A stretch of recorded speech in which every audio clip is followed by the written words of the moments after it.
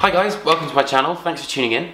So this week I've got probably what is one of my most anticipated records of 2018 for sure. Following their 2015 release, Coma Ecliptic, Between the Buried and Me return with Automata Part 1.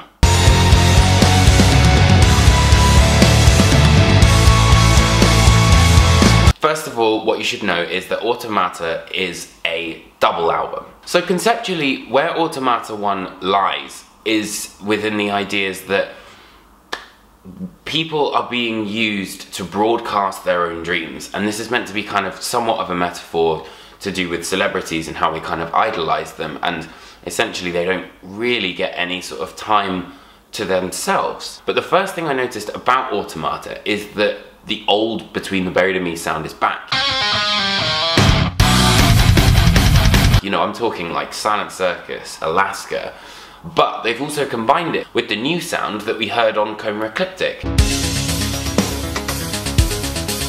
If you're a Between the Buried and Me fan, you'll know that there's a certain element of a reprise in the melody, and Condemned to the Gallows is where that starts off, essentially.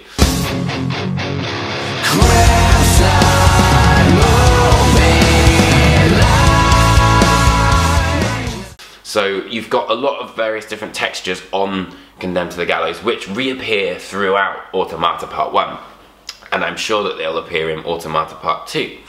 It then moves into House Organ, which follows this similar kind of melody, but it almost sounds a bit, it's going to sound really weird, but it sounds a bit indie. It's got quite simple riffing, but it does kind of hark back to that Alaska Colors era. Then we get the arrival of one of the first long tracks, which is Yellow Eyes.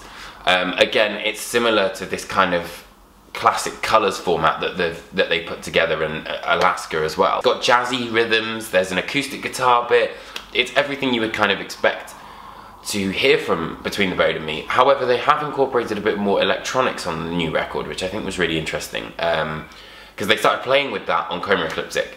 The band are just as mental as they are normally, but I feel that this is kind of where the band have actually understood the focus of being a band. For example, in Millions, the track is only about 3 minutes long, and it encapsulates all of the really clean sections that Between the Buried and Me do really well, but has it in probably the most even song structure that they've ever had. But this is probably the most important thing, is that Automata 1 is absolutely phenomenal at storytelling, because you can almost follow the protagonist throughout the whole thing. And the grand finale is Blot, and it ends with this final bit where Tommy's like, I won't remember me, I won't remember us, and it's got this massive build up to it, and you just think, this is a person, you know, male or female, that's gonna have their mind erased. At least I think that's roughly what we're getting at. And it ends on such a cliffhanger, because with Tommy screaming, the blood circling in my eyes. And from what I interpreted with that is, obviously, you know, when you dream, you have REM and your eyes start moving very rapidly. So I'm guessing that we're going into this dream, and the Automata Part 2 is going to be when we're in the dream, where things are going to go really interesting. They bring this reprise back one more time, and it ends on this final note of, it's just Paul Wagner's guitar, where it's like, da, da, da, da, da, da, da, da, and it's so pinpoint, and like, oh man, it just makes you want to re-listen to it straight away. The only negatives I can find is that I just wish there was more of it, which is a fantastic negative to have, because, you know, the fact that it is a 40-minute runtime, it enables you to have enough material, getting the point across, and then again, like I mentioned, with that final riff, where it's like, da da da da da da da da da da, you're just like, oh, oh, oh. In terms of artwork, I really like the artwork, because if you're kind of like an old fan, I got into Between the Buried and Me when they released the Silent Circus. It reminds me of that sort of era. It reminds me of, you know, the really kind of like strong, solid colours that the band had. So in conclusion, the story is absolutely fantastic. It's something that you'll actually really get hooked into. Musically, the band are doing something totally different, but also recognising their roots and kind of going back to that sound, which I think is absolutely genius.